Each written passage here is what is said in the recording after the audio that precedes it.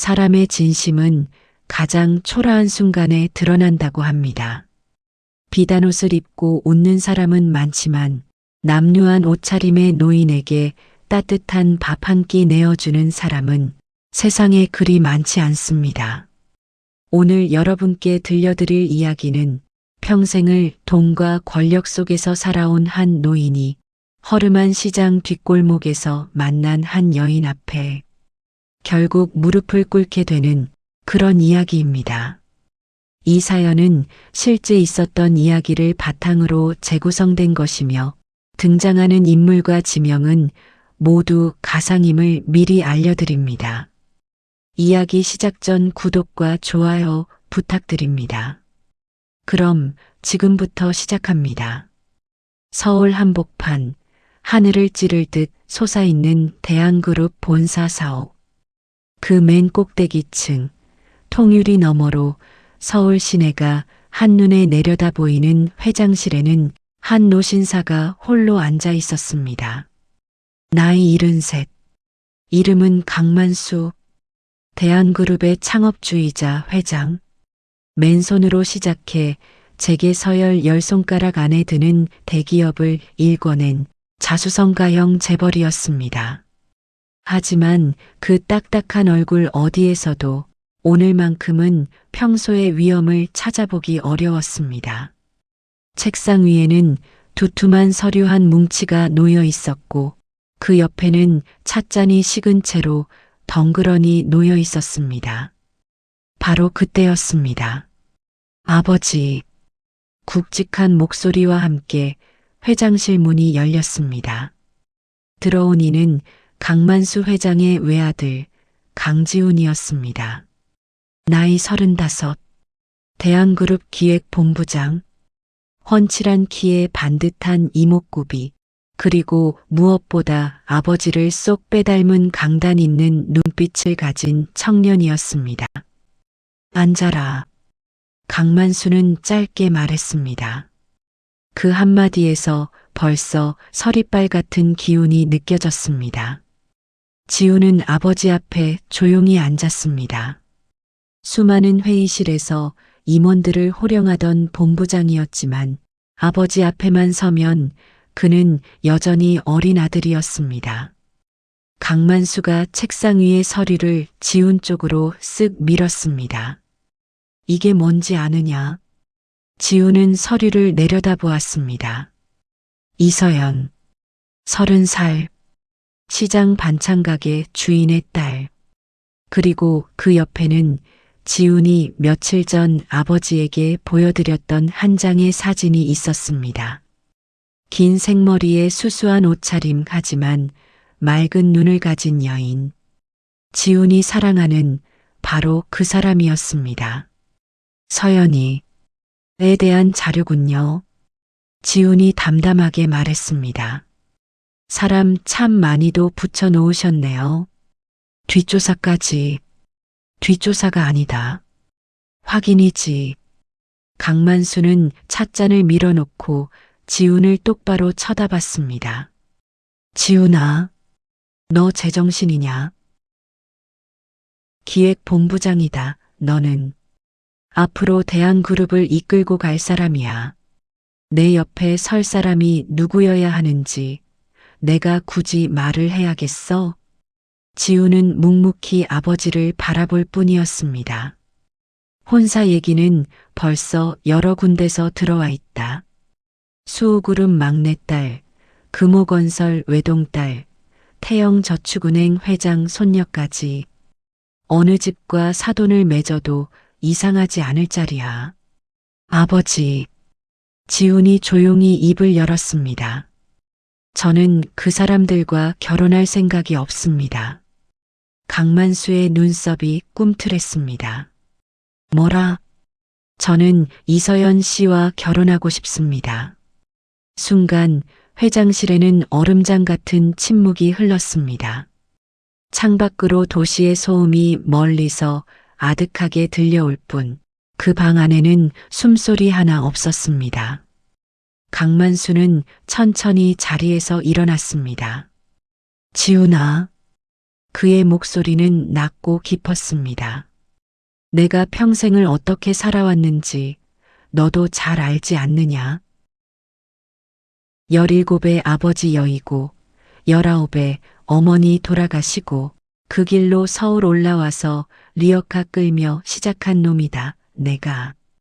추운 겨울에 남대문 시장 바닥에서 얼어 죽을 뻔한 적도 있고 끼니를 못 이어서 하루에 한 끼로 버틴 날도 수두룩했다.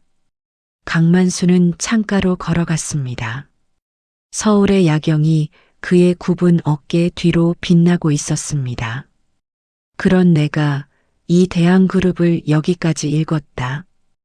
허리 한 번 안 펴고 잠 한 번 제대로 못 자고 다 누구 때문에? 너 때문이다, 지훈아. 너 하나 때문이야. 지훈은 고개를 숙였습니다. 그런데 내가 이제 와서 시장 반찬가게 딸과 결혼을 하겠다? 강만수가 돌아서서 아들을 노려보았습니다. 내가 평생 피땀 흘려 쌓아 올린 이 집안에 된장 냄새 풍기는 반찬가게 아줌마를 사돈으로 들이란 말이냐? 아버지. 지훈의 목소리가 떨렸습니다. 그런 말씀은 하지 말아 주십시오. 서연이 어머님께서는 정직하게 땀 흘려 일하시는 분입니다. 부끄러운 일 하시는 분이 아닙니다. 부끄러운 일? 강만수가 실소를 터뜨렸습니다. 세상은 말이다, 지훈아. 내가 생각하는 것처럼 그렇게 순진한 곳이 아니야. 사람은 다 자기 분수가 있고 그 분수에 맞는 자리가 있는 거다. 저는 동의할 수 없습니다. 뭐라? 저는 서연이를 사랑합니다. 그 집안이 부유하든 가난하든 저에게는 중요하지 않습니다. 제가 평생을 함께하고 싶은 사람은 이서연입니다. 강만수의 얼굴이 시뻘겋게 달아올랐습니다. 이놈이 정말. 그가 손을 번쩍 들었습니다. 하지만 결국 그 손은 내려가지 않았고 그저 책상을 쾅 내리치는 것으로 끝났습니다. 좋다. 잠시 후 강만수가 숨을 거칠게 몰아쉬며 말했습니다. 좋아. 내 말대로 해보자. 네. 내가 직접 보겠다. 지우는 의아한 표정으로 아버지를 쳐다봤습니다. 직접 보시겠다니요? 그 아가씨가 내가 말하는 것처럼 그렇게 대단한 사람인지, 시장 바닥에서 자랐다는 그 여자가 정말로 우리 집안에 들어올 자격이 있는지 내가 이 두 눈으로 똑똑히 확인해 보겠다. 강만수의 눈빛이 매서워졌습니다. 내 어머니한테도 아직 말하지 마라. 상견례니 뭐니 그런 것도 다 미뤄. 내가 확인한 후에 그때 결정하겠다. 아버지, 그게 무슨 말씀이세요? 서연이를 시험이라도 하시겠다는 겁니까? 시험이 아니라 확인이라고 하지 않았느냐? 강만수는 다시 자리에 앉았습니다. 나가봐라. 오늘은 그만 얘기하자. 지우는 뭔가 더 말하려 했지만 결국 입을 다물었습니다. 아버지의 고집을 누구보다 잘 아는 그였습니다. 지금은 어떤 말을 해도 통하지 않을 것입니다. 알겠습니다. 그럼 나가보겠습니다. 지훈이 회장실을 나서고 문이 닫혔습니다. 텅 빈 방에 홀로 남은 강만수는 한참을 창밖만 바라보고 서 있었습니다. 그리고 잠시 후 그는 인터폰을 눌렀습니다. 최 비서 들어와. 곧바로 문이 열리며 정장 차림의 중년 남자가 들어왔습니다. 강만수의 그림자 같은 존재, 30년을 함께해 온 최충식 비서였습니다. 부르셨습니까, 회장님? 최 비서. 강만수가 천천히 돌아서며 말했습니다. 자네, 예전에 내가 처음 서울 올라왔을 때 입었던 옷 같은 거 어디서 좀 구할 수 있겠나? 네. 최 비서가 눈을 동그랗게 떴습니다. 허름한 옷, 막노동꾼이 입을 법한 다해진 점퍼에 때국물 묻은 바지. 그런 거 말이야. 회장님, 그런 건 왜? 강만수의 입가에 희미한 미소가 걸렸습니다. 그 미소는 웃음이라기보다 오히려 서늘한 각오에 더 가까웠습니다. 내가 한번 옛날로 돌아가 봐야겠어. 최 비서는 영문을 알 수 없다는 표정이었지만 회장의 명령에 토를 달 수는 없었습니다. 알겠습니다. 준비해 두겠습니다. 최 비서가 고개를 숙이고 나간 뒤 강만수는 다시 창가에 섰습니다. 발 아래로 펼쳐진 서울의 불빛들, 그리고 그 불빛들 어딘가에 아들이 사랑한다는 여인이 살고 있을 터였습니다. 이서연이라. 강만수는 낮게 중얼거렸습니다. 어디 한번 보자. 내가 누구인지를. 그 순간 그는 알지 못했습니다. 자신이 내린 이 한 번의 결정이 이 대한그룹의 역사뿐만 아니라 자신의 인생 전체를 송두리째 뒤흔들 결정이 되리라는 것을.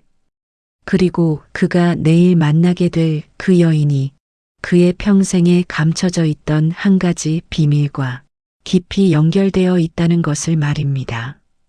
다음 날 아침, 서울 외곽의 한 오래된 시장, 햇살시장. 좁은 골목 사이로 아침부터 장사꾼들의 목소리가 쩌렁쩌렁 울려 퍼지고 있었습니다. 싱싱한 콩나물이 왔어요. 콩나물. 두부 나왔습니다. 오늘 아침에 만든 두부. 고소한 기름 냄새, 매운 떡볶이 향, 그리고 갓 지은 밥 냄새가 좁은 시장 골목을 가득 채우고 있었습니다. 그 시장 한 귀퉁이에 간판 하나가 걸려 있었습니다. 엄마 손 반찬. 작지만 깨끗하게 정돈된 반찬 가게. 유리 진열대 안에는 종류별로 가지런히 담긴 반찬들이 정성스럽게 손질된 모습 그대로 손님을 기다리고 있었습니다. 무생채, 콩자반, 시금치나물, 멸치볶음, 장조림. 그리고 그 가게 앞에서 앞치마를 두른 한 젊은 여인이 부지런히 김치를 담그고 있었습니다. 나이 30, 이서연. 어깨까지 내려오는 단정한 머리, 화장기 없이도 맑은 얼굴, 그리고 무엇보다 눈빛이 맑은 여인이었습니다. 엄마, 이 무김치는 좀 더 숙성시켜야 할 것 같아요. 서연이 안쪽을 향해 소리쳤습니다. 그래. 그럼 오늘은 내놓지 말고 하루만 더 놔둬라. 안쪽에서 들려오는 목소리. 서연의 어머니 박순자 여사였습니다. 나이 68. 머리는 희끗희끗하지만 이른이 아닌가 싶을 정도로 고단한 얼굴이었습니다. 하지만 그 얼굴에는 알 수 없는 기품이 서려 있었습니다. 모녀가 함께 꾸려가는 이 작은 반찬 가게는 벌써 20년째 같은 자리를 지키고 있었습니다. 바로 그때 시장 골목 저편에서 한 노인이 터벅터벅 걸어오고 있었습니다. 허름한 점퍼, 색이 다 바랜 모자, 그리고 무엇보다 눈에 띄는 것은 그 남루한 행색이었습니다. 신발은 한쪽이 벌어져 있었고 바지에는 여기저기 얼룩이 묻어 있었습니다. 시장 사람들 몇몇이 그 노인을 힐끔 쳐다봤습니다. 어디서 저런 거지 양반이 들어왔대. 아유, 냄새 나겠다. 저리로 좀 가. 수군대는 소리들이 여기저기서 들려왔습니다. 그 노인은 바로 강만수 회장이었습니다. 최 비서가 밤새 어렵게 구해온 옷으로 갈아입고 이른 아침 기사에게 시장 근처에 내려달라고 한 뒤 이렇게 혼자 시장을 걸어 들어온 것이었습니다. 평생을 기사 딸린 차에서 내려 레드카펫을 밟던 사람. 바닥에 구정물이 튄 시장 골목을 그것도 이런 차림으로 걸어본 것이 50년도 더 된 일이었습니다. 강만수는 속으로 혀를 찼습니다. 지훈이 이놈 이런 데 사는 아가씨를 며느리로 데려오겠다니. 하지만 기왕 이렇게 나온 거 제대로 확인해 보리라 마음먹은 터였습니다. 그는 엄마 손 반찬 간판이 걸린 가게 앞에 도착했습니다. 김치를 담그던 서연이 인기척에 고개를 들었습니다. 거지 행색의 노인을 본 그녀의 눈이 잠시 커졌습니다. 그리고 다음 순간 어르신 안녕하세요. 서연이 환하게 웃으며 인사했습니다. 강만수는 속으로 흠칫 놀랐습니다. 이 아가씨가 나를 안다고? 아니었습니다. 처음 보는 낯선 노인이었습니다. 그런데 서연은 마치 오래전부터 알던 사람을 대하듯 진심 어린 미소로 인사를 건넸습니다. 강만수는 일부러 목소리를 탁하게 가라앉혀 말했습니다. 아, 아가씨, 내가 배가 좀 고파서 여기 반찬 가게라고 해서 혹시 뭐 좀. 말끝을 흐리며 고개를 숙였습니다. 서연은 잠시 그를 내려다보았습니다. 그러고는 앞치마에 손을 쓱 닦더니 밝은 목소리로 말했습니다. 어르신, 마침 밥이 막 지어졌어요. 잠깐 여기 앉아 계세요. 서연은 가게 앞 플라스틱 의자를 가리켰습니다. 네. 아니, 그런 돈도 없는데. 어휴, 돈이 뭐가 중요해요. 아침밥인데. 잠깐만 기다리세요. 금방 차려드릴게요. 서연은 가게 안으로 들어갔습니다. 강만수는 얼떨떨한 얼굴로 의자에 앉았습니다. 이 아가씨가? 잠시 후 서연이 김이 모락모락 나는 쟁반을 들고 나왔습니다. 따뜻한 흰쌀밥 한 공기, 구수한 된장국, 그리고 색색의 반찬 5가지가 정갈하게 담겨 있었습니다. 어르신 많이 드세요. 여기 된장국도 뜨끈해요. 강만수는 한동안 말을 잇지 못했습니다. 평생 인류 호텔 요리사의 요리를 먹고 살아온 그였습니다. 수백만 원짜리 코스 요리도 그에게는 흔한 식사였습니다. 하지만 지금 그의 앞에 놓인 이 소박한 밥상이 이상하리만치 눈이 부셨습니다. 고맙소. 강만수는 떨리는 손으로 수저를 들었습니다. 된장국을 한 숟가락 떠먹은 그는 그 자리에서 동작을 멈추었습니다. 익숙한 맛이었습니다. 어디선가 아주 오래전에 먹어본 적이 있는 그 맛. 이게 무슨 맛이지? 기억의 깊은 곳에서 무언가가 꿈틀거렸습니다. 하지만 그는 이내 고개를 저었습니다. 그저 된장국일 뿐이었습니다. 시장에서 흔히 먹는 평범한 된장국. 그런데 왜 이렇게 목이 메는 것일까? 어르신, 천천히 드세요. 국 더 드릴까요? 서연이 옆에 서서 부드러운 목소리로 물었습니다. 강만수는 목이 막혀 대답을 할 수가 없었습니다. 그저 고개만 끄덕이며 묵묵히 밥을 먹었습니다. 그때였습니다. 옆 가게에서 한 아주머니가 고개를 쑥 내밀었습니다. 시장 이웃인 김 여사였습니다. 어머, 서연아, 너 또 저런 노인네한테 그러는 거니? 어휴, 자꾸 그러면 계속 찾아온다. 한두 번이 아니야. 김 여사가 쯧쯧 혀를 차며 말했습니다. 지난번에도 어떤 할아버지가 일주일을 쭉 오셨잖아. 그때도 내가 공짜로 다 먹여주고. 강만수는 숟가락을 든 채 그 대화를 들었습니다. 아, 이 아가씨가 이런 일을 자주 한다는 건가? 그런데 그때 서연이 차분하게 대답했습니다. 이모, 그래도 어떡해요. 아침 굶으시고 우리 가게까지 찾아오셨는데 그냥 보내드릴 수는 없잖아요. 아이고, 너도 참. 그런 착한 마음 가지고 장사를 어떻게 하니? 이모, 엄마가 늘 그러셨어요. 사람이 밥 한 끼 얻어먹는다고 부자가 망하지 않는다고. 그런데 배고픈 사람이 그 한 끼를 못 먹어서 쓰러질 수는 있다고요. 강만수의 수저가 허공에서 멈췄습니다. 엄마가 늘 그러셨어요? 순간 그의 머릿속에서 아주 오래된 목소리 하나가 아련하게 떠오르는 듯 했습니다. 하지만 그게 누구의 목소리였는지 그는 도저히 떠올릴 수가 없었습니다. 그때 가게 안쪽에서 또 다른 목소리가 들려왔습니다. 서연아, 손님 오셨어?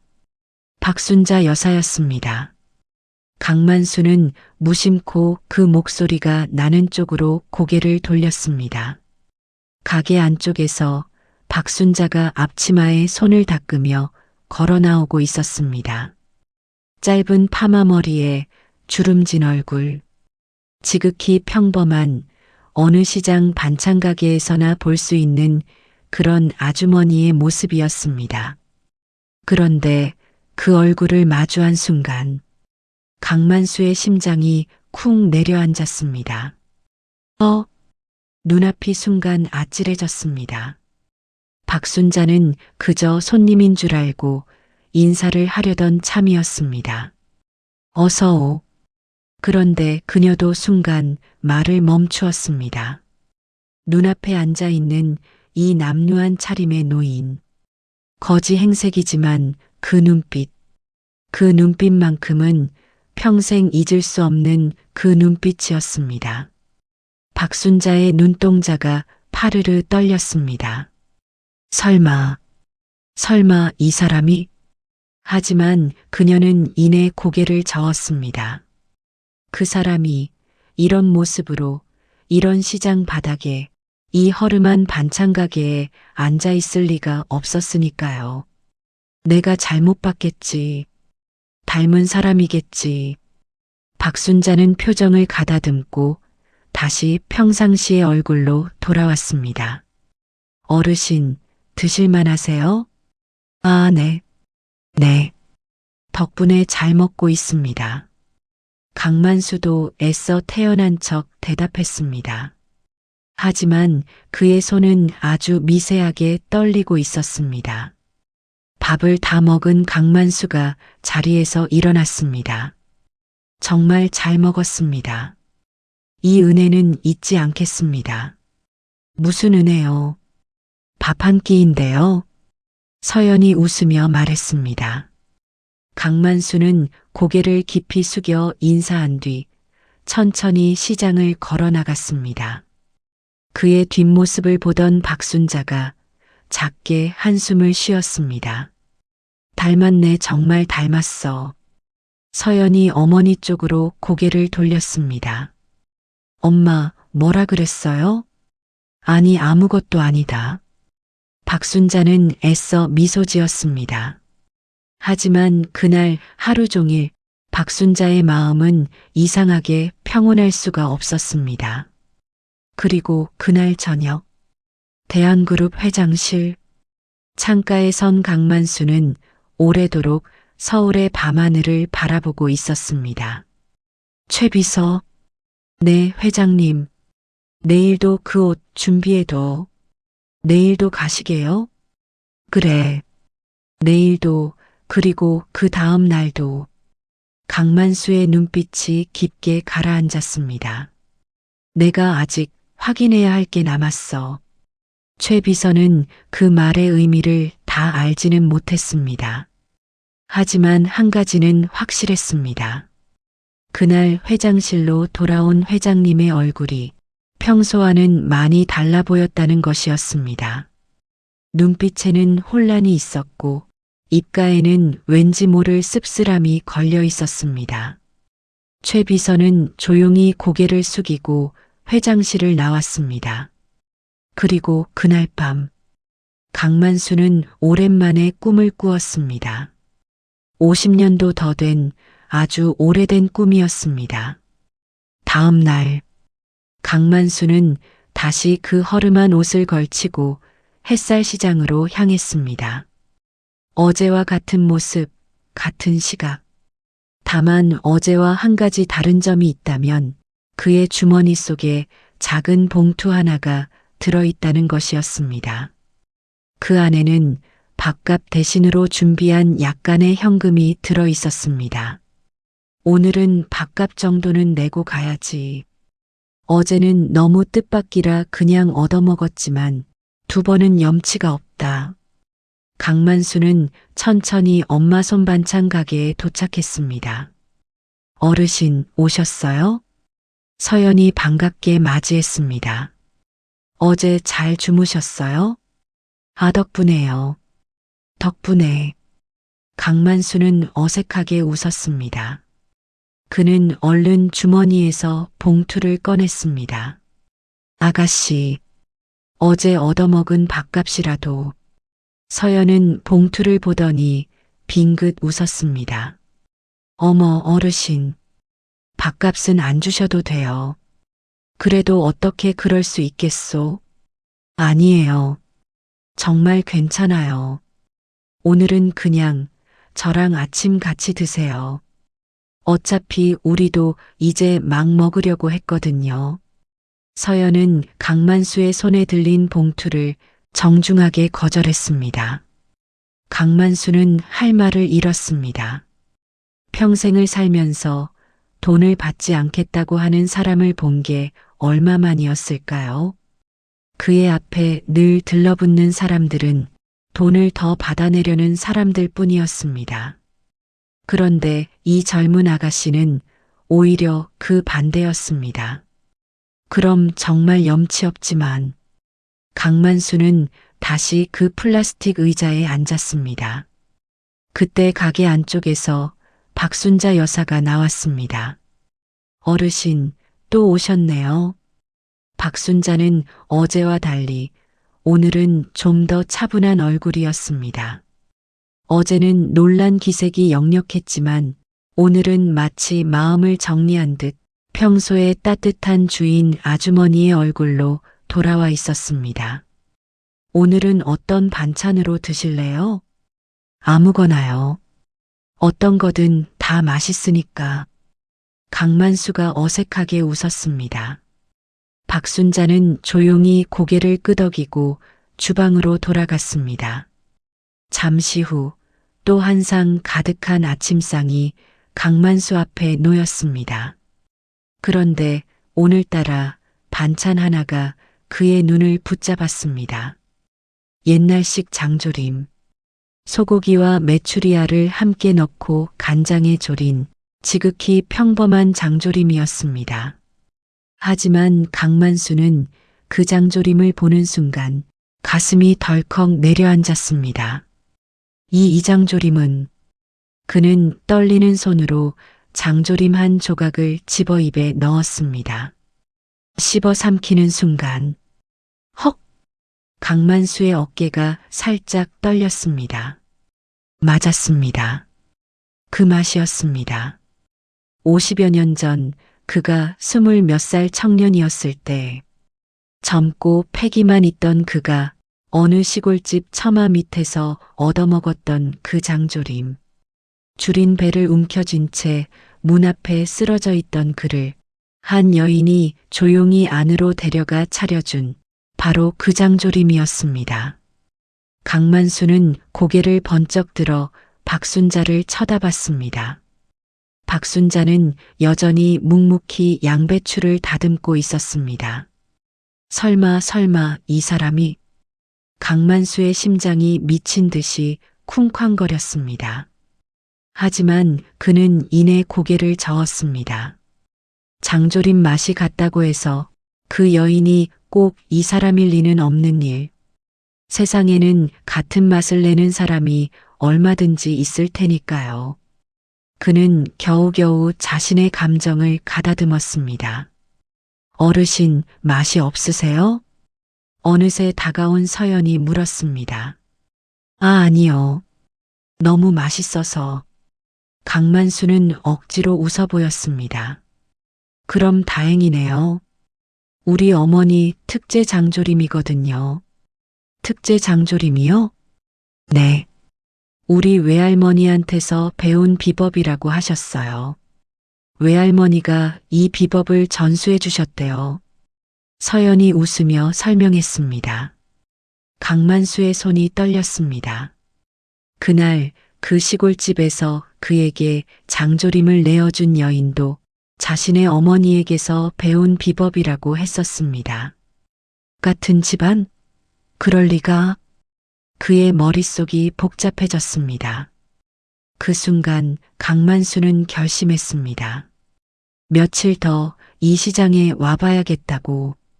이 모녀가 정말로 어떤 사람들인지 더 깊이 알아봐야겠다고. 그는 단순히 아들의 예비 며느리를 시험하러 온 것이었는데 어느새 자기 자신의 과거를 다시 들여다보게 된 것이었습니다. 그 뒤로 사흘이 지났습니다. 강만수는 매일 아침 허름한 차림으로 햇살 시장을 찾았습니다. 그는 엄마 손 반찬 가게 근처의 평상에 앉아 서연과 박순자의 하루를 멀리서 지켜보았습니다. 서연은 정말 부지런했습니다. 새벽 5시면 일어나 어머니와 함께 재료를 손질했고 가게 문을 열면 손님 한 사람 한 사람에게 정성을 다했습니다. 노인이 오면 반찬을 더 푸짐하게 담아드렸고 동전을 세느라 힘들어하는 할머니에게는 제가 맞춰드릴게요 하며 환한 미소를 지었습니다. 또 어린애를 업고 오는 젊은 엄마에게는 일부러 먹기 편한 반찬을 더 챙겨주었습니다. 그 모습들을 강만수는 매일 조용히 지켜보았습니다. 이상한 아가씨야. 정말 이상해. 강만수는 속으로 고개를 저었습니다. 저러면 장사가 남는 게 있겠나? 하지만 그런데도 이 가게는 항상 손님이 끊이지 않는군. 그랬습니다. 엄마 손 반찬 가게 앞에는 늘 사람들이 줄을 섰습니다. 그것은 값이 싸서도 반찬이 화려해서도 아니었습니다. 정성, 그리고 진심, 그 두 가지가 이 작은 가게의 비밀이었습니다. 그리고 나흘째 되던 날이었습니다. 그날은 아침부터 하늘이 잔뜩 흐렸습니다. 시장에 도착한 강만수는 오늘도 여느 때처럼 엄마 손 반찬 가게에 앉아 서연이 내어준 따뜻한 국밥을 먹고 있었습니다. 그때 먼 하늘에서 천둥 소리가 한번 울렸습니다. 어머, 비 오려나 봐요. 서연이 하늘을 올려다봤습니다. 그리고 잠시 뒤 정말로 굵은 빗방울이 후두둑 떨어지기 시작했습니다. 어르신, 비 많이 와요. 어디 피할 데라도 있으세요? 서연이 걱정스러운 얼굴로 물었습니다. 그냥 대충 이 근처 어디 처마 밑에라도. 강만수는 애매하게 대답했습니다. 그러지 마시고 여기 안쪽에서 비 피하세요. 서연은 가게 안쪽의 작은 공간으로 강만수를 안내했습니다. 그곳에는 작은 의자와 낡은 선풍기, 그리고 가족 사진이 몇 장 걸려 있었습니다. 강만수는 무심코 그 사진들을 쳐다봤습니다. 어린 서연이 엄마와 함께 찍은 사진, 초등학교 졸업식 사진, 대학 입학식 사진, 그리고 그 사진들 속 박순자의 얼굴을 물끄러미 바라보던 강만수는 문득 한 사진에서 시선을 멈췄습니다. 그것은 박순자가 아주 젊었던 시절의 사진이었습니다. 결혼식 때 찍은 사진인 듯 한복을 곱게 차려입고 수줍게 웃고 있는 젊은 박순자. 그리고 그 옆에는 잘생긴 청년 한 명이 서 있었는데, 강만수의 눈이 크게 떠졌습니다. 그 청년의 얼굴, 그 청년의 얼굴이 강만수 자신이 알던 한 사람과 너무도 똑같았습니다. 이 사람은 강만수의 기억 속에서 오래된 얼굴 하나가 떠올랐습니다. 50년 전 그가 한참 시골에서 서울로 올라오려고 막 발버둥치던 21~22살 무렵의 일이었습니다.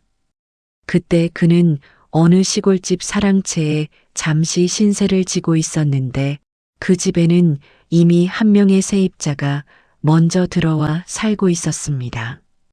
이름이 영수였던가 영철이었던가. 강만수와 비슷한 또래의 청년으로 고향은 전라도 어디라고 했었습니다.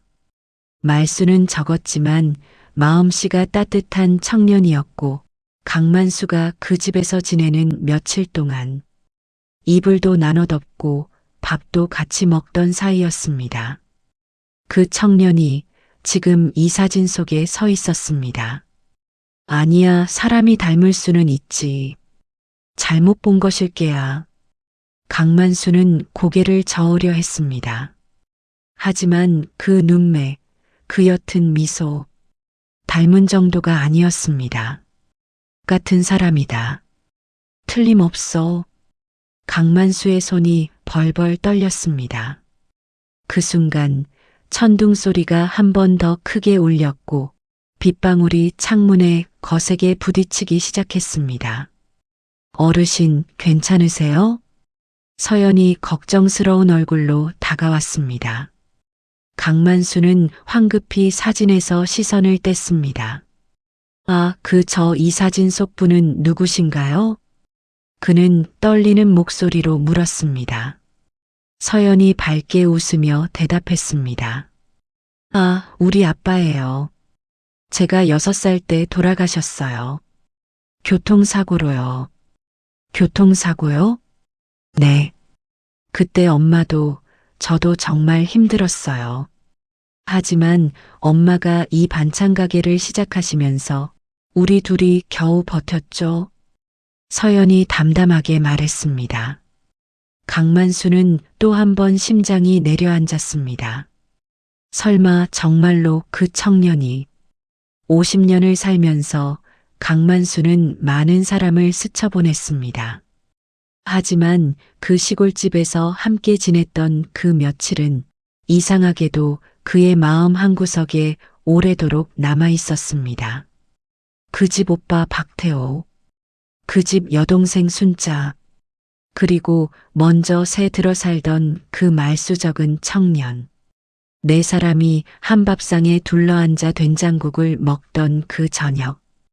가난했지만 이상하리만치 따뜻했던 그 시절의 기억이 지금 이 순간 선명하게 되살아나고 있었습니다. 그 청년이 저 부인과 혼인을 했단 말인가. 강만수는 머릿속이 하얘지는 기분이었습니다.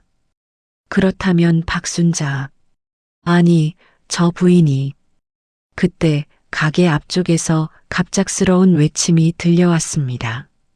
아, 이 아줌마가 뭐 잘못 들어서. 거친 남자 목소리, 그리고 뒤이어 들려오는 박순자의 당황한 목소리. 그게 아니라. 강만수는 본능적으로 자리에서 벌떡 일어났습니다. 가게 앞에서는 술에 취한 남자 2명이 박순자에게 삿대질을 하고 있었습니다. 분명히 아침에 내가 10,000원 냈는데 이 아줌마가 5,000원밖에 안 받았다고 우기잖아. 아저씨, 그때 10,000원 내신 게 아니고 5,000원 내셨어요. 거스름 돈 2,000원도 챙겨가셨잖아요. 박순자가 차분하게 설명했지만 취객은 막무가내였습니다. 뭐라고? 내가 거짓말이라도 한다는 거야? 그때 서연이 가게 밖으로 뛰쳐나갔습니다. 어머니, 제가 해결할게요. 서연은 남자 앞에 섰습니다. 아저씨, 저희가 CCTV도 있어요. 같이 확인해 보실래요? 서연은 당당했습니다. 어떤 위협 앞에서도 흔들리지 않는 그 눈빛.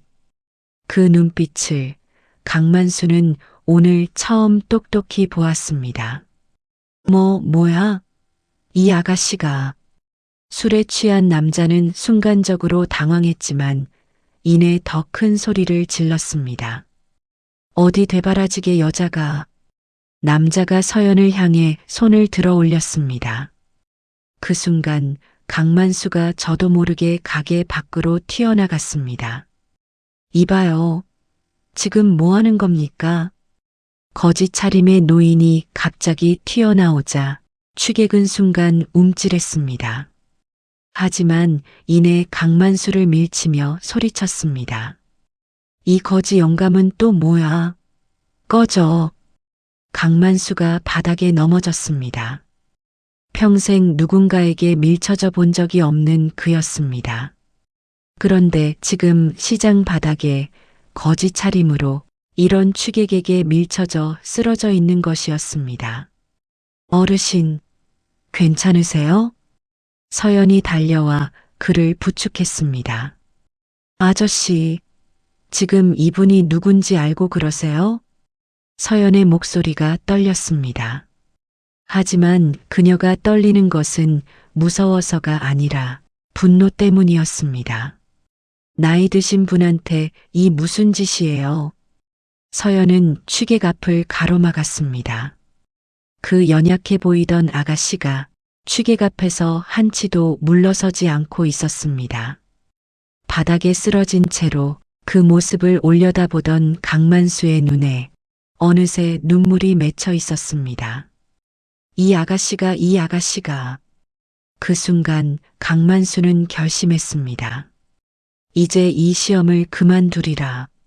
아니, 시험이라는 이름 자체가 이 아가씨에게는 너무도 어울리지 않는다는 것을 강만수는 그제야 깨달았습니다. 경찰이 도착하고 난동을 부리던 취객들은 결국 지구대로 끌려갔습니다. 시장 사람들이 하나둘 모여들었고 서연과 박순자에게 괜찮냐며 안부를 물었습니다. 아유, 서연이 너 다친 데 없어? 어떻게 그 취한 놈들한테 달려들 생각을 했니? 큰일 날 뻔했어. 이웃 아주머니들이 걱정스러운 표정으로 서연의 어깨를 토닥였습니다. 서연은 환하게 웃으며 대답했습니다. 괜찮아요, 이모들. 저야 튼튼하잖아요. 그보다 저 어르신이 걱정이에요. 서연이 고개를 돌려 가게 안쪽의 강만수를 바라봤습니다. 강만수는 취객에게 밀쳐지면서 팔꿈치가 까졌고 가벼운 찰과상을 입은 상태였습니다. 어르신, 병원 가셔야 할 것 같은데요. 아니요. 이 정도는 별거 아닙니다. 강만수는 억지로 웃어 보였습니다. 하지만 사실 그의 마음은 팔꿈치의 통증 따위는 비할 수 없을 정도로 흔들리고 있었습니다. 바로 몇 분 전 자신을 구하려 취객 앞을 가로막던 그 젊은 여인. 그 모습이 자꾸만 눈앞에 아른거렸습니다. 박순자가 소독약과 밴드를 챙겨와 조심스럽게 상처에 약을 발라주었습니다. 그 손길이 닿는 순간 강만수는 또다시 흠칫했습니다. 아주 희미한 오래된 기억 속의 감각이었습니다. 50여 년 전 그 시골집에서 그의 다친 발에 약을 발라주던 그 여인의 손길. 똑같았습니다. 똑같이 다정하고 똑같이 섬세했습니다. 어르신, 많이 놀라셨죠? 박순자가 부드럽게 물었습니다. 강만수는 대답 대신 떨리는 눈으로 그녀를 쳐다봤습니다. 부인. 네. 혹시 실례지만 성함이 어떻게 되시는지요? 박순자가 잠시 머뭇거리더니 조용히 대답했습니다. 박순자라고 해요. 박순자. 강만수의 입에서 그 이름이 새어나왔습니다. 순간 박순자의 손이 멈칫했습니다. 두 사람의 눈이 마주쳤습니다. 그 순간 박순자도 알아차렸습니다. 이 남루한 차림의 노인이 누구인지를 그녀는 어제부터 어렴풋이 짐작은 하고 있었지만 차마 믿을 수가 없었습니다. 하지만 이제는 확실해졌습니다. 만수 씨, 박순자의 입술이 떨렸습니다. 강만수의 눈가에 눈물이 차올랐습니다. 순자 씨 정말 순자 씨였군요.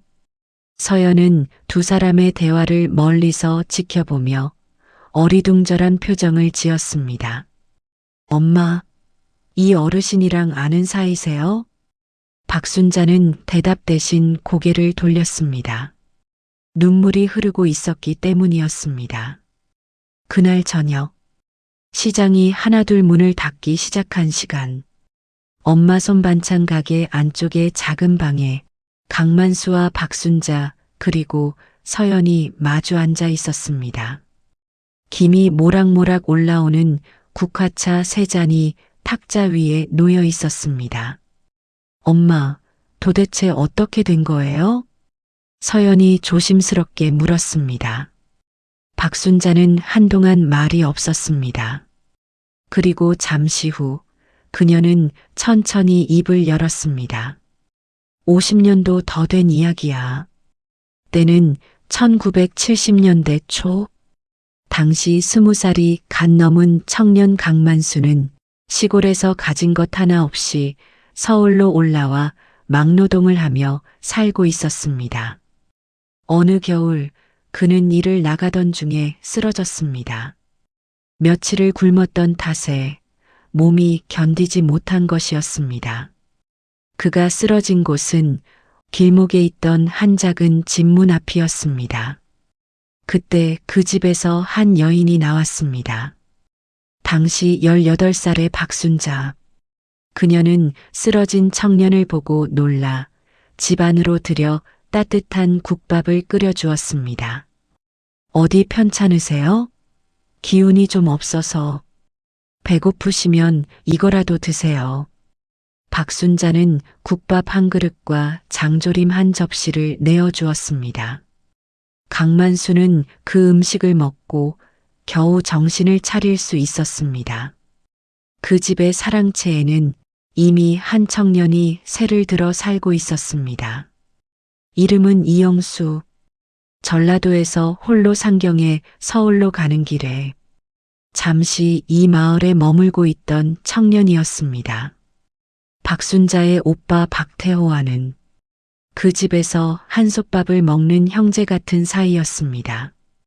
강만수가 그 집 사랑채에서 며칠을 머무는 동안 세 사람은 하루도 빠짐없이 한밥상에 둘러앉아 저녁을 먹었습니다.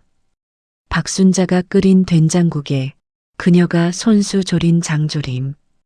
그 세 사람은 이상하리만치 빨리 가까워졌습니다.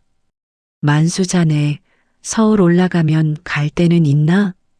어느 날 밤 이영수가 강만수에게 물었습니다. 없어.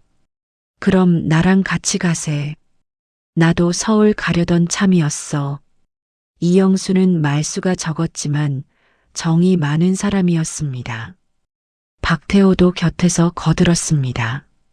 그래, 너희 둘 같이 가라. 서울 어디 영수 아는 사람 집에서라도 며칠 묵으면서 자리 잡아봐. 좀 있다가 나도 올라갈 테니. 그렇게 강만수와 이영수는 박태원의 집을 나와 함께 서울로 향했습니다. 서울에 올라온 두 사람은 남대문 시장 한 귀퉁이에서 함께 장사를 시작했습니다. 이영수는 헌옷 장사를, 강만수는 리어카로 자파를 팔았습니다. 얼마 뒤 약속대로 박태호도 서울로 올라와 동대문에서 옷 장사를 시작했습니다. 세 청년은 가끔 모여 술 한 잔을 기울이며 서로를 격려했고 배고픈 시절이었지만 셋은 서로를 의지하며 버텨냈습니다. 그러던 어느 날 강만수는 큰 사업 기회를 잡았습니다. 박태호에게 큰 돈을 빌려 지방의 땅을 사두는데 투자를 한 것이었습니다. 박태호는 자기 장사 미천까지 털어 친구를 위해 돈을 빌려주었습니다. 만수야, 반드시 성공해야 한다. 알았지? 이영수도 보탤 수 있는 만큼 보탰습니다. 우리 셋 중에 자네가 제일 배짱이 크니까. 자네가 성공하면 우리 다 같이 사는 거지. 그리고 얼마 후 그 땅이 개발 호재로 인해 몇 배로 치솟았습니다. 강만수는 그 땅을 팔아 큰 자본을 손에 쥐게 되었고 그것이 오늘날 대한그룹의 초석이 되었습니다. 하지만 그 사업이 성공한 뒤 강만수는 점점 바빠졌습니다. 박태호와 이영수에게 빌린 돈은 이자까지 쳐서 갚았지만 그것은 단순한 빚의 관계로 끝낸 것이었습니다. 두 친구가 어렵게 도와주었던 그 마음은 강만수가 갚지 못한 은혜로 남았습니다. 그 사이에 이영수와 박순자 사이에는 조용히 연정이 싹 텄습니다. 어린 시절 그 시골집에서 이미 서로를 눈여겨봤던 두 사람은 박태호의 주선으로 혼인을 올리게 되었습니다. 박순자와 이영수, 사진 속에 한복을 차려입고 나란히 서 있던 그 두 사람이 바로 서연의 부모였습니다. 우리 남편도 잘 아실 텐데요. 박순자가 조용히 말했습니다. 그 시골집에서 함께 지내셨잖아요. 저희 남편은 어르신 이야기를 가끔 했었어요. 만수 그 친구 크게 될 인물이다 하고요. 강만수는 아무 말도 할 수 없었습니다. 이영수 그래, 영수 그 친구가 50년 전 한 밥상에서 된장국을 떠먹던 그 말 없던 청년. 그 청년의 얼굴이 지금에서야 선명하게 떠올랐습니다. 박순자가 말을 이었습니다. 저희는 서울로 올라와 작은 가게를 차렸어요. 남편은 성실했지만 사업 운은 없었어요.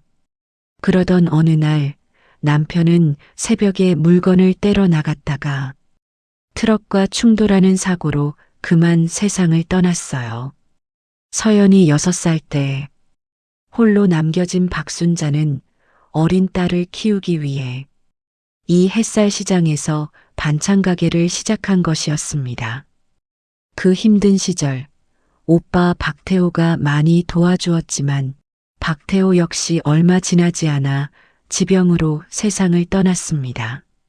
박순자는 그렇게 완전히 홀로 서연을 키워왔습니다.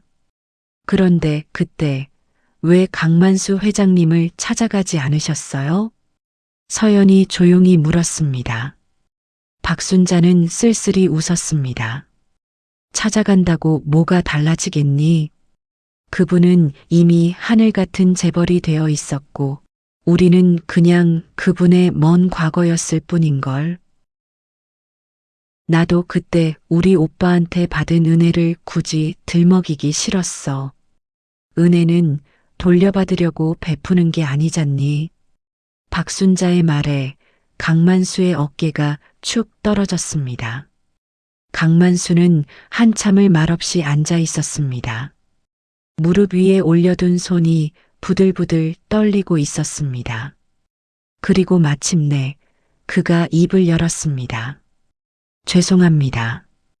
그의 목소리가 갈라졌습니다. 정말로 죄송합니다. 회장님, 그게 무슨 말씀이세요? 박순자가 고개를 저었습니다. 아닙니다. 제가 잘못했어요. 저는 박태호 그 친구의 은혜를 그리고 영수 그 친구의 은혜까지도 그저 돈으로만 갚으면 된다고 생각했습니다. 강만수의 눈에서 눈물이 뚝뚝 떨어졌습니다. 두 친구가 저에게 준 건 돈이 아니었는데 사람을 믿어주는 마음이었는데 저는 그걸 몰랐습니다. 그 친구들이 죽었다는 소식도 어렴풋이 알고는 있었고 그 가족들이 어떻게 사는지도 가끔 궁금했지만 저는 바쁘다는 핑계로 그냥 외면했습니다. 그게 너무 마음에 걸려서 더 찾지 못했는지도 모릅니다. 박순자가 조용히 한숨을 쉬었습니다. 회장님, 너무 자책하지 마세요. 저희도 이만큼 잘 살아왔어요. 서연이가 이렇게 훌륭하게 자라줬고 저도 이 장사로 딸 대학까지 보냈습니다. 아무것도 아쉬울 게 없어요. 그녀의 눈에도 어느새 눈물이 고여 있었습니다. 그 순간 강만수는 모든 것을 깨달았습니다. 자신이 왜 여기까지 왔는지, 자신이 왜 지훈이의 말을 그토록 반대했는지, 그리고 왜 하늘은 자신에게 이런 운명을 허락했는지, 지훈이가 사랑하는 여자가 바로 박태호 그 친구의 조카이자 영수 그 친구의 딸이었다니. 강만수는 하염없이 고개를 떨궜습니다. 서연 씨. 그가 떨리는 목소리로 서연을 불렀습니다. 네, 어르신. 서연도 어느새 눈가가 젖어 있었습니다. 아가씨는 모르겠지만 나는 정말 나쁜 놈입니다. 내가 아가씨 외삼촌의 은혜를 입고도, 아니, 아가씨 아버지의 은혜까지도 입고 살고 있었으면서 그 은혜를 평생 갚지 못한 사람이에요. 어르신. 그런데 아가씨는 이런 나에게 아무것도 모르면서도 따뜻한 밥을 내주었습니다. 비 오는 날 비를 피할 곳을 내주었고 취객들 앞에서 이 늙은이를 지켜주기까지 했습니다. 강만수의 목소리가 떨렸습니다. 이런 내가 어떻게 아가씨 앞에 얼굴을 들 수 있겠습니까? 그때 서연이 조용히 입을 열었습니다. 어르신, 저 실은. 서연의 목소리가 미세하게 떨렸습니다. 저도 어르신이 누구신지 사실 짐작하고 있었어요. 강만수가 눈을 크게 떴습니다. 서연이 서글프게 미소 지었습니다. 제가 사귀는 사람이 있어요. 대한그룹의 기획본부장이에요. 이름은 강지훈이고요. 저한테 사진을 한 장 보여줬어요. 자기 아버지 사진을요. 강만수는 말문이 막혔습니다. 그래서 어르신이 처음 가게에 오셨을 때 저는 단번에 알아봤어요. 아, 이분이 지훈 씨 아버지구나 하고요. 하지만 이상하게 왜 거지 차림으로 오시는지는 몰랐어요. 엄마 말씀대로 닮은 사람이신가 보다 하고 그냥 넘어갔죠. 하지만 매일 오시는 걸 보면서 어느 순간부터는 이상한 느낌이 들었어요. 서연의 목소리가 점점 낮아졌습니다. 그리고 저는 결심했어요. 어르신이 저를 시험하시는 거라면 저는 제가 평소에 하던 그대로 꾸미지 않은 저를 보여드리자고. 그게 맞다고 생각했어요. 강만수는 망연자실한 얼굴이었습니다. 그러니까 어르신 너무 미안해하지 마세요. 저희 가족이 어르신한테 은혜를 베푼 거라면 그건 이미 다 갚은 셈이에요. 어르신께서 지훈 씨를 이렇게 훌륭하게 키워주셨잖아요. 지훈 씨는 정말 좋은 사람이에요. 서연이 눈물을 훔치며 웃었습니다. 그 미소 앞에서 강만수는 결국 무너지고 말았습니다. 평생 남 앞에서 한 번도 무릎 꿇어본 적 없는 그가 대한그룹의 제왕이라 불리던 강만수 회장이 좁은 반찬가게 방 안 나무 바닥 위에 조용히 아주 천천히 두 무릎을 꿇었습니다. 회장님, 왜 이러세요? 박순자가 황급히 강만수를 일으키려 했습니다. 어르신, 일어나세요, 어서요. 서연도 놀라서 강만수의 팔을 잡았습니다. 하지만 강만수는 고개를 깊게 숙인 채 무릎 꿇은 자세 그대로였습니다. 그의 어깨가 들썩이고 있었습니다. 평생 한 번도 흘려본 적 없는 뜨거운 눈물이 그의 주름진 뺨을 타고 흘러내리고 있었습니다. 미안합니다. 정말 미안합니다. 강만수의 입에서 나온 말은 더 이상 회장의 말이 아니었습니다. 그저 평범한 한 노인의 진심 어린 사과였습니다. 박태호, 이영수 그 친구들한테 그리고 부인한테 서연 씨한테 내가 어떻게 이 은혜를 갚아야 할지 모르겠습니다. 어르신, 그런 말씀 마시고 일어나세요. 제발이요. 박순자의 눈에서도 눈물이 흘렀습니다. 결국 강만수는 박순자와 서연의 부축을 받아 천천히 몸을 일으켰습니다. 그의 얼굴은 눈물로 범벅이 되어 있었고 거짓 차림의 그 옷은 더 이상 연극의 소품이 아니라 그의 진짜 초라한 마음을 그대로 드러내는 것 같았습니다. 그때 가게 밖에서 다급한 발소리가 들렸습니다. 서연아, 서연아, 어디 있어? 익숙한 목소리. 강지훈이었습니다. 지훈은 서연이 오늘 가게에서 취객과 일이 있었다는 소식을 전해 듣고 급하게 달려온 것이었습니다. 서연아. 가게 문을 벌컥 연 지훈은 눈앞의 광경을 보고 그 자리에 얼어붙었습니다. 울고 계신 서연의 어머니, 그 옆에서 눈물이 글썽한 서연, 그리고 그들 사이에 거지 차림의 한 노인이 서 있었습니다. 아버지, 지훈이 놀라 물었습니다. 강만수는 고개를 들어 아들을 바라보았습니다. 그 눈빛에는 이제껏 지훈이 본 적 없는 감정들이 뒤엉켜 있었습니다. 후회, 미안함, 그리고 감사. 지훈아, 아버지, 이 차림은 대체 무슨 일이세요? 지훈은 달려와 아버지를 붙잡았습니다. 강만수는 천천히 입을 열었습니다. 지훈아, 내가 옳았다. 네. 서연이는 내 말 그대로 세상에서 가장 귀한 아가씨야. 강만수의 목소리가 떨렸습니다. 이 아비가 널 몰라봤다. 미안하다. 지훈은 어리둥절한 얼굴로 아버지와 서연을 번갈아 쳐다봤습니다. 서연이 지훈의 손을 잡으며 조용히 속삭였습니다. 지훈 씨 아주 긴 이야기가 있었어요. 나중에 천천히 다 말씀드릴게요. 지훈은 아직도 상황이 잘 이해되지 않았지만 아버지의 눈빛에서 그는 직감했습니다. 뭔가 아주 큰 일이 있었다는 것을, 그리고 그것은 좋은 방향으로 정리되고 있다는 것을.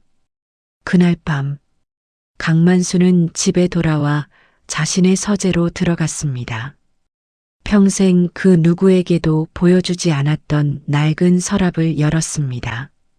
그 안에는 오래된 공책 한 권이 들어 있었습니다. 50여 년 전 그가 젊은 시절에 쓰던 일기장이었습니다. 그는 그 일기장을 천천히 넘겼습니다. 누렇게 바래진 종이에 젊은 강만수의 글씨가 빼곡히 적혀 있었습니다. 그리고 한 페이지에서 그의 손이 멈췄습니다. 1972년 3월 15일. 오늘 박태호 친구가 또 나한테 돈을 꾸어주었다. 그 친구도 형편이 어려운데 자기 미천까지 털어서 나한테 주었다. 영수도 제 호주머니를 털어 보태주었다. 이 은혜 평생 갚아야 한다. 두 친구가 믿어준 만큼 나는 반드시 성공해서 이 친구들과 함께 잘 먹고 잘 살 것이다. 그 아래 또 다른 페이지에는 박태호의 동생 박순자에 대해 적어놓은 짧은 문장도 있었습니다. 그 집 여동생 순자 씨가 차려준 장조림. 그 맛을 나는 평생 잊지 못할 것이다. 이 세상에서 가장 따뜻했던 한 끼였다. 영수는 순자 씨를 볼 때마다 얼굴이 붉어지던데 저 두 사람 언젠가 잘 되지 않을까? 강만수는 그 페이지를 읽고 또 읽었습니다. 나는 다 잊고 살았구나. 이 모든 것을 까맣게 잊고 살았구나. 그의 눈에서 또다시 눈물이 쏟아졌습니다. 그는 일기장을 끌어안고 한참을 그 자리에서 흐느꼈습니다. 다음 날 아침, 강만수 회장은 평생 처음으로 대한그룹 임원회의를 미루고 다른 곳으로 향했습니다. 최 비서가 운전하는 차가 도착한 곳은 어느 이름 없는 시골의 작은 공원묘지였습니다. 강만수는 차에서 내려 천천히 걸어 올라갔습니다. 그의 손에는 국화꽃 한 다발과 어제 박순자에게 받아온 주소 하나가 들려 있었습니다. 그는 한 묘비 앞에 섰습니다. 태호야. 강만수의 입에서 그 이름이 쉰 목소리로 새어나왔습니다. 태호야, 나 만수다. 그는 묘비 앞에 천천히 쪼그려 앉았습니다. 국화꽃을 내려놓고 소주를 한 잔 부어 올렸습니다. 이 못난 친구가 이제야 널 찾아왔다. 그의 눈에 다시 눈물이 고였습니다. 내가 나한테 해준 그 은혜. 나는 평생 갚을 길이 없는 줄만 알았는데 이제야 내 조카를 통해서 그 은혜를 갚을 수 있게 됐다. 바람이 불었습니다. 어디선가 날아온 하얀 꽃잎이 강만수의 어깨 위에 내려앉았습니다. 태호야, 미안하다. 내가 너무 늦었다. 강만수는 한참을 그 자리에서 친구와 마주했습니다. 그리고 마음속으로 약속했습니다. 이제부터라도 자신이 할 수 있는 모든 것을 하겠다고. 같은 시각 엄마 손 반찬 가게.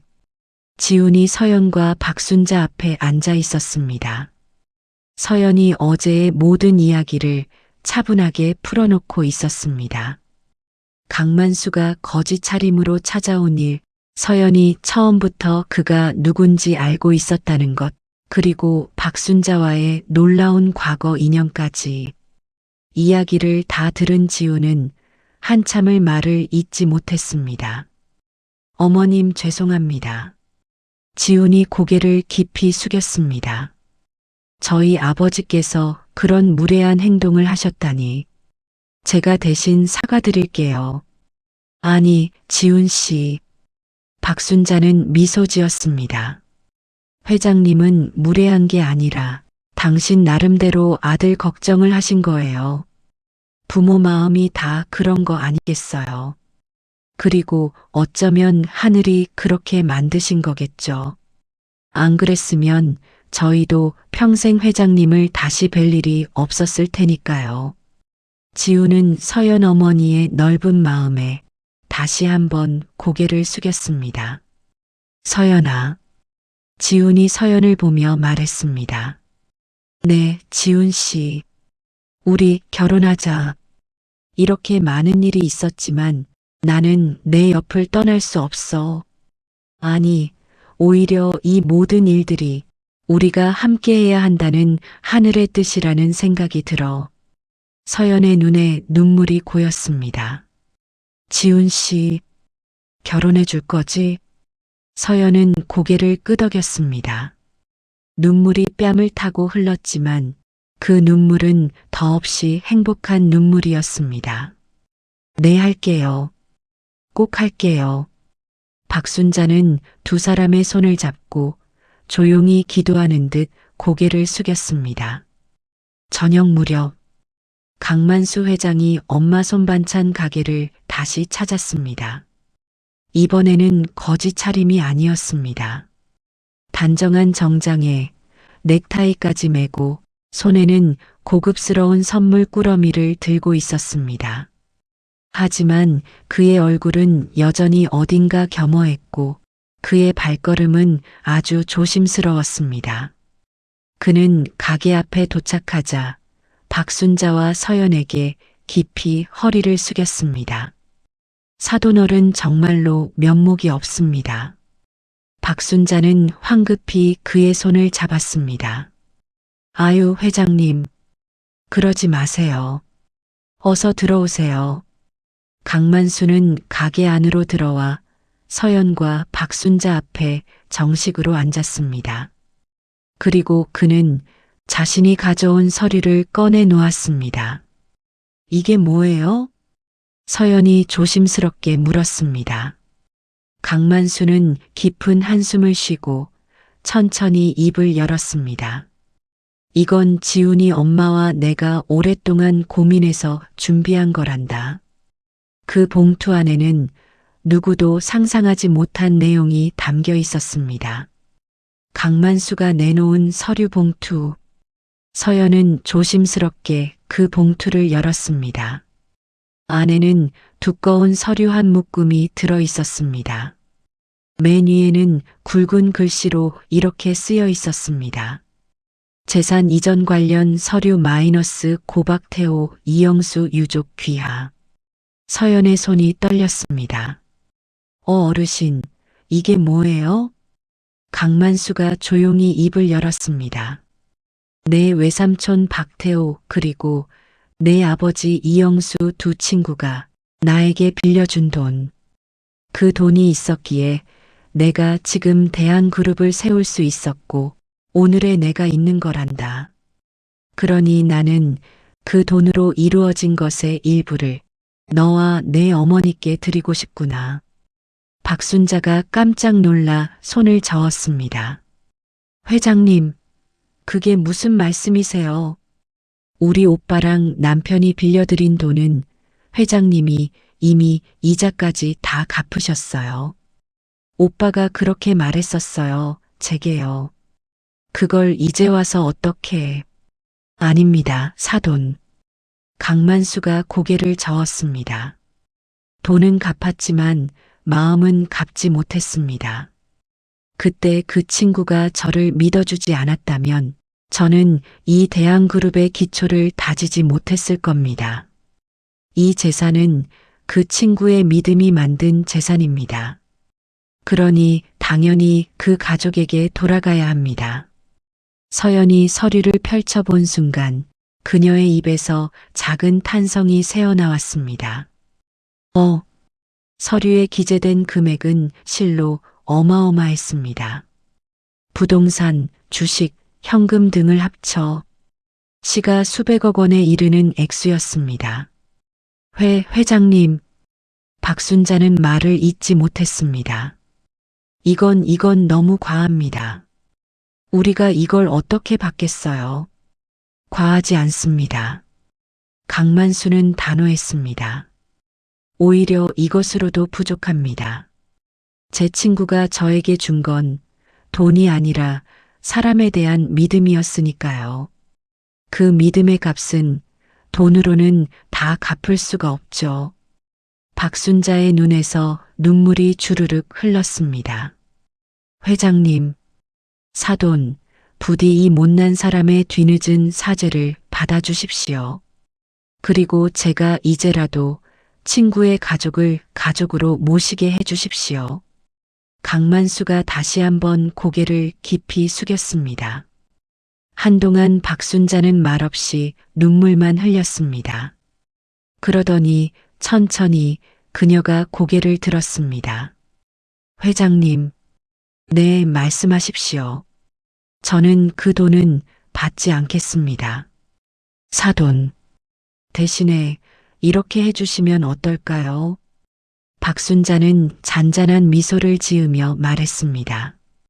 그 돈의 일부는 회장님이 직접 어려운 아이들을 위한 장학재단을 세우는데 써주세요. 오빠 이름으로 된 장학재단이면 좋겠어요. 오빠는 어릴 때부터 공부하고 싶어도 못한 게 한이었거든요. 강만수의 눈이 커졌습니다.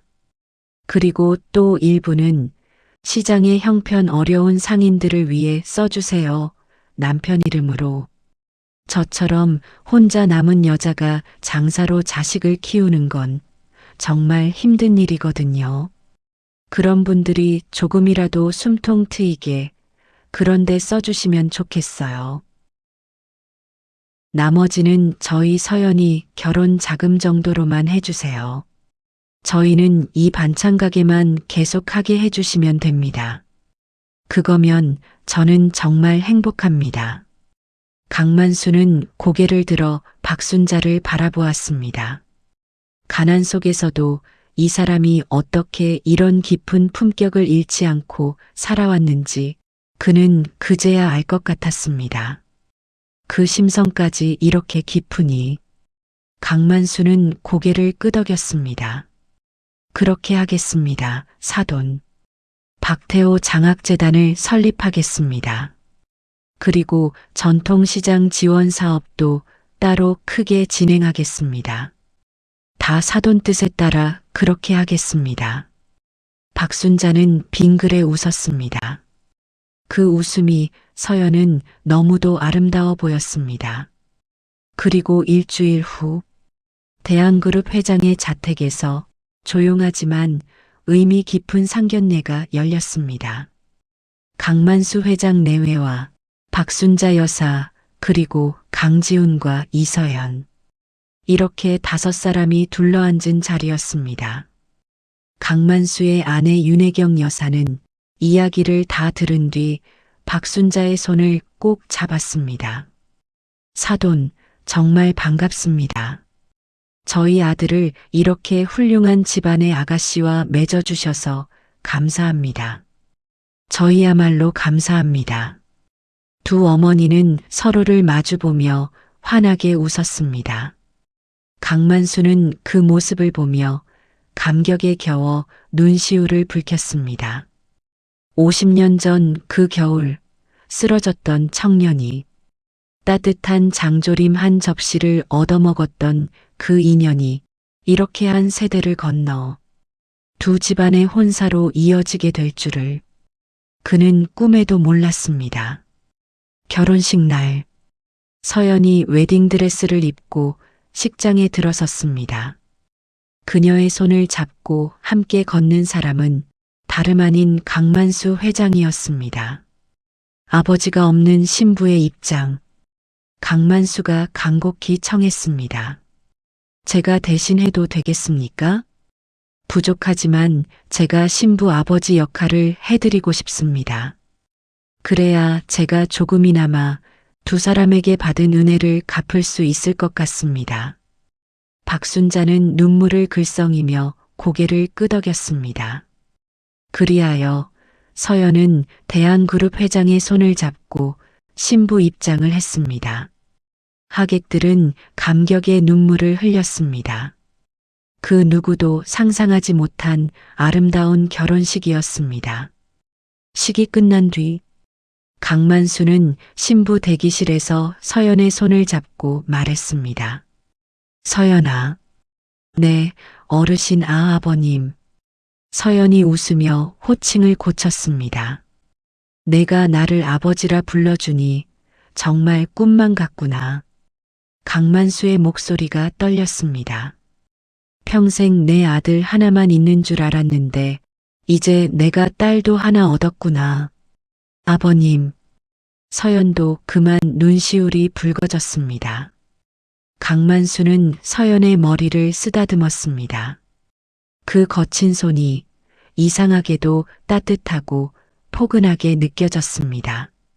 그날 피로연이 끝난 뒤 강만수와 박순자 여사는 한쪽에 따로 마주 앉아 차를 마셨습니다. 회장님, 정말 감사합니다.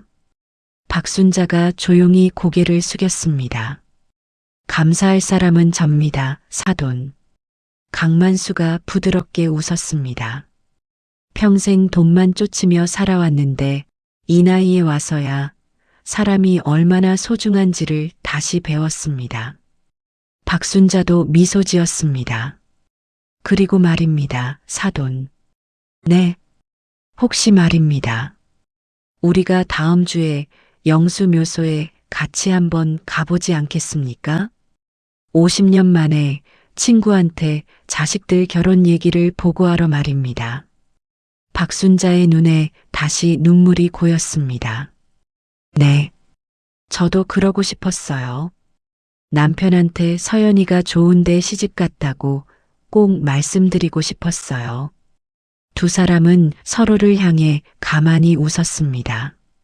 그 웃음은 50년이라는 긴 세월을 건너 마침내 만나게 된 두 사람의 가장 따뜻한 화해의 순간이었습니다. 에필로그. 결혼 1년 후 햇살 시장의 엄마 손반찬 가게는 여전히 그 자리에 있었습니다. 박순자 여사는 여전히 새벽마다 가게에 나와 정성스럽게 반찬을 담그고 있었습니다. 회장의 사돈이 되었다고 해서 그녀의 삶은 크게 달라지지 않았습니다. 다만 한 가지 달라진 것이 있다면 가게 옆에 작은 현판 하나가 새로 걸렸다는 것이었습니다. 박태호 장학재단 지원 매장. 그리고 가게 뒤편으로는 강만수 회장이 직접 후원해서 만든 이영수 이름으로 햇살시장 상생센터가 세워져 있었습니다.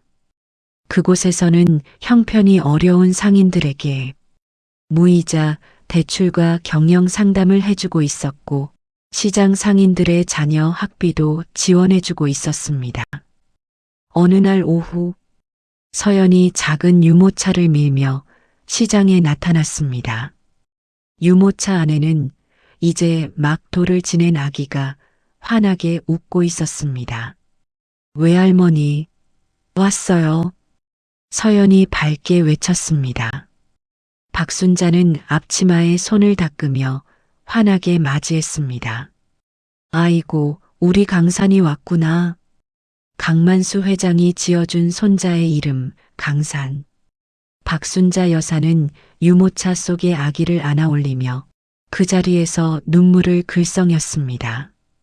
서연 아빠, 당신 딸 서연이가 이렇게 이쁜 아기까지 낳았어요. 이제 저는 정말로 아무것도 부러울 게 없어요. 그녀는 속으로 남편에게 말을 걸었습니다. 그때 가게 앞에 검은 고급 승용차 한 대가 섰습니다. 차에서 내린 사람은 단정한 정장 차림의 강만수 회장이었습니다.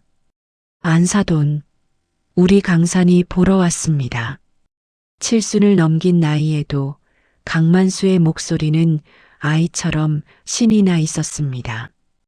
그가 오늘 그토록 서둘러 회의를 끝내고 시장까지 달려온 이유는 단 하나였습니다. 손자 얼굴을 보기 위해서였습니다. 회장님, 어서 오세요. 회장님은 무슨, 이제 그냥 사돈이라고 부르라니까요. 강만수는 호탕하게 웃었습니다.